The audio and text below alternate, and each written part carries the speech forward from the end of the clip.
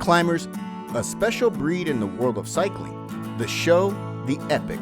The great battles are always associated with the mountain, and the specialists are usually the favorites of the public, since they're the ones who give us the greatest show and those who lift us from their seats. This is our ranking with the top 10, and we would like you to leave in the description which is your favorite, so that together we crown the best climber of all time. Are you ready? Then stay to the wheel, because I'll tell you.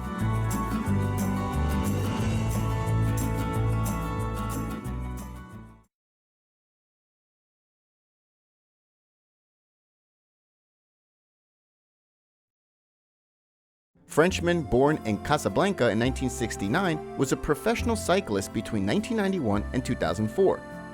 He's the cyclist who has won the mountain jersey the most times on the tour, on 7 occasions, which proves his uphill qualities. In addition, he was able to get 7 partial victories in the French race, which was where he really excelled. Among his victories, he's mythical endings such as Morcine, Courchevel, Cauterets, the Mont Ventoux, or Les Ardiden. For years, French hopes were great to see a compatriot on the top of the podium in Paris, a fact that has not happened since 1985 with the triumph of Hinault. In 1998, at the height of his career and just before the tour in which he intended to fight for the final triumph, he was involved in the Festina affair, which led to 2 years of sanctions. When he returned, although he continued to win high mountain stages, he was never the same again. One of the great climbers in history.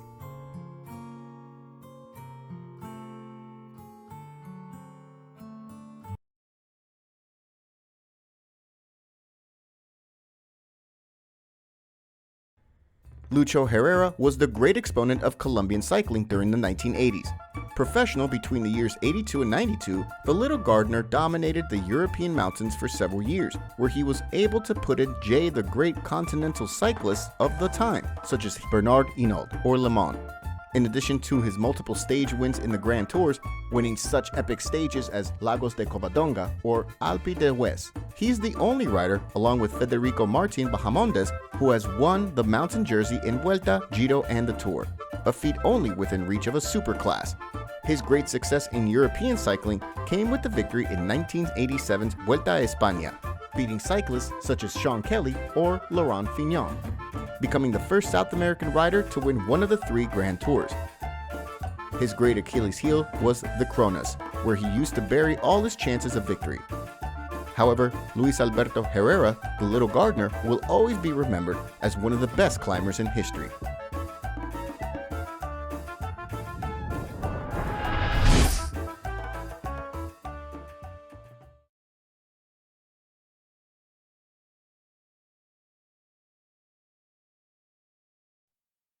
We're talking about one of the best and most remembered cyclists of all time. Fausto Coppi was an Italian cyclist of the mid-20th century who transcended even the sport of 2 wheels.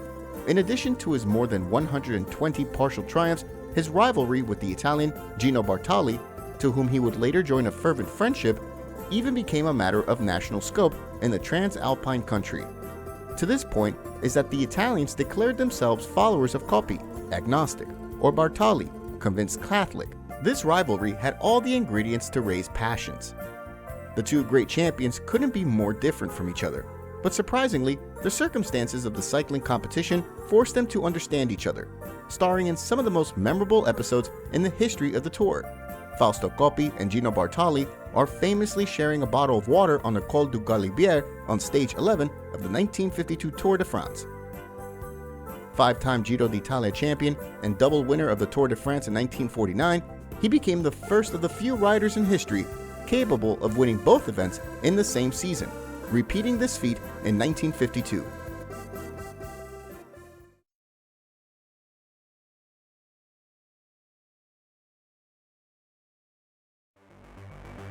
Lucien Van Impe was a Belgian professional road bicycle racer between 1969 and 1987, during which he achieved 65 victories.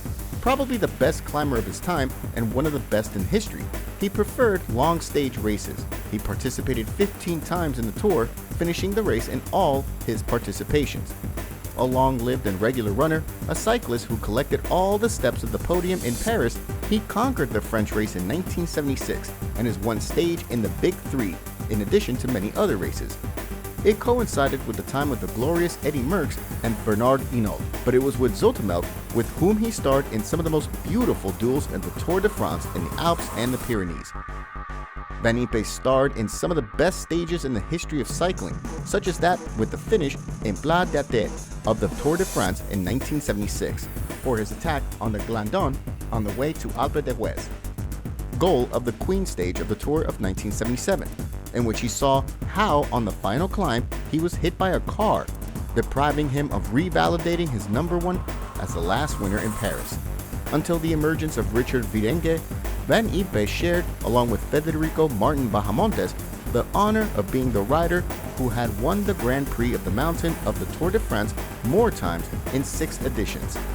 In addition to his successes in France, he also twice won the mountain classification in the Giro d'Italia 1982 to 1983. If you're liking the video, subscribe and help us to continue bringing you stories like this.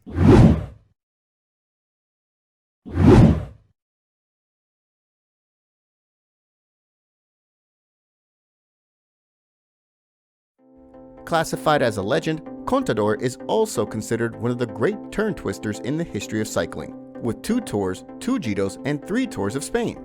He stood out in addition to climbing as a time trialist, a modality in which, without being a specialist, he proved to defend himself as such.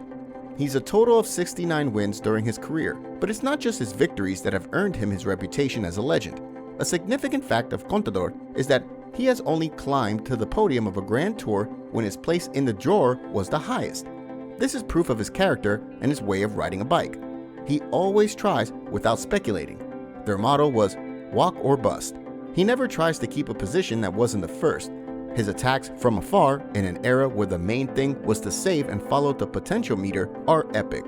He lifted us from the seats in races that without him would be boring, and never gave a meter for lost with the cycling of another era that conquered us our heart.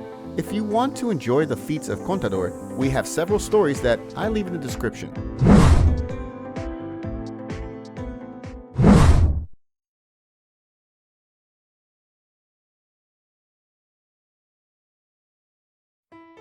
Gino Bartali's story is one of those endearing stories that enlarge, not only cycling, but also the human soul.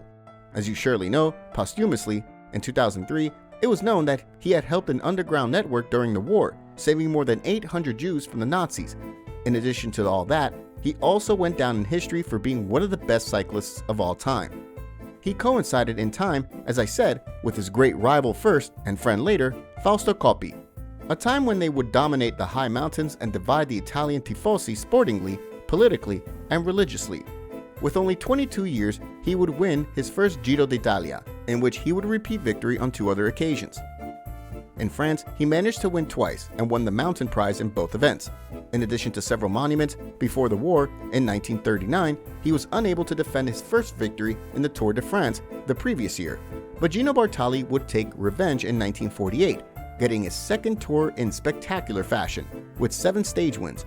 With these 2 victories, he became the only rider to date to win 2 tours in an interval of 10 years, circumstance that he also achieved in the Giro with his victories in 1936 and 1946.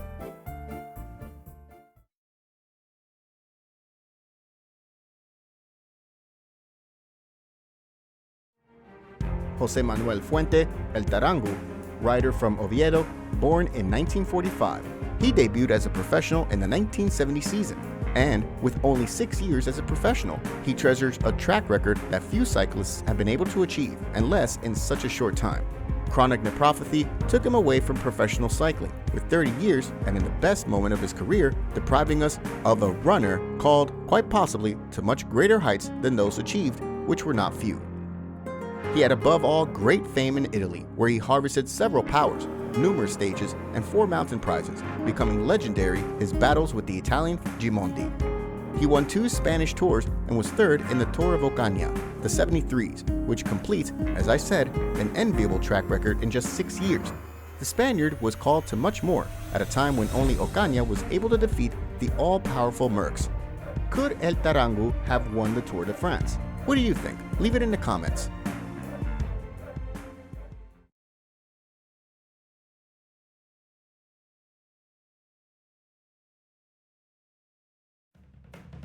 Nicknamed the Mountain Angel, he was a Luxembourgian professional bicycle racer from 1953 to 1965, during which he won 52 races.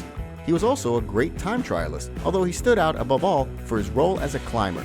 He won the Tour in 1958, rivaling the Spaniard Bahamontes, in which he won 3 time trial stages at Mont Ventoux and an Alpine stage in which he beat the record of the French round in distance with the second classified.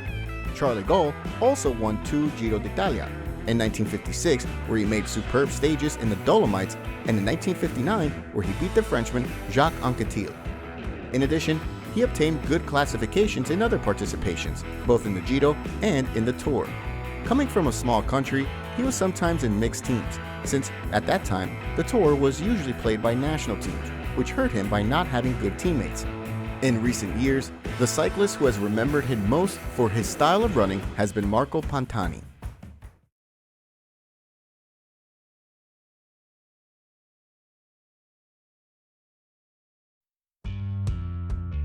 What can we say about the Eagle of Toledo that has not already been said and written? Half cyclist, half bullfighter. Chosen several times and at various times as the best climber of all time. 6-time winner of the Mountain Prize in France, a good number of stages, and a triumph in the French race the year after the aforementioned triumph of Gaul. In that edition, not even Messier Chrono could with the Eagle, who could thus conquer his only final triumph in a Grand Tour and put to choose which better than the French round. But Federico didn't stand out for his great track record. His were the struggles against the ramps, leaving minutes everywhere in the descents or in any other terrain, giving us endless anecdotes and images as unprecedented as bizarre, such as the famous story of ice cream. However, we can say that he was a gifted climber, a super offensive runner who could not resist any climb and who attacked whenever the road steepened upwards. A la character who went down in history as an authentic legend.